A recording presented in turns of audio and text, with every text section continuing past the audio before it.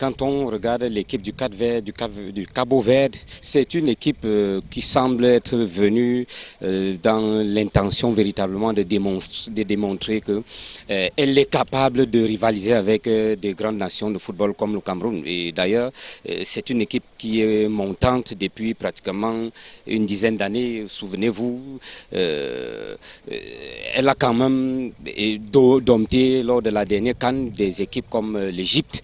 Elle a été stoppée, je crois, par l'Afrique du Sud. Et donc, quand vous avez une équipe comme celle-là, qui essaie de tutoyer les grandes nations du football, il faut faire attention. Elle arrive certainement au moment où le Cameroun traverse une petite crise, mais ça ne va pas être peut-être l'argument sur lequel ils vont compter, parce que c'est des garçons qui savent quand même poser le ballon, c'est des garçons qui savent construire, c'est des garçons qui ont un mental très fort.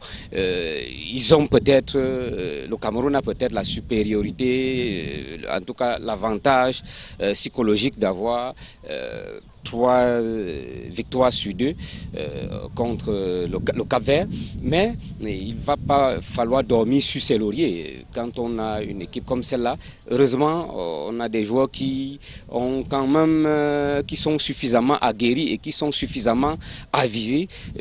On a suivi, par exemple, Choupo-Moting dit que tout le monde sait ce qui se passe autour de la tanière, mais que ça ne les affecte pas, ça ne les concerne d'ailleurs pas, parce qu'ils ne sont pas venus faire la politique du football. La politique, c'est pour les politiciens, la fédération et le ministère, mais eux, ils sont venus représenter défendre les couleurs du Cameroun. Et lors de la rencontre de l'autre jour, vous avez bien vu que le public venu massivement a été servi sur un plateau en or. Le spectacle a été alléchant, la détermination des joueurs, l'engagement, vraiment l'attitude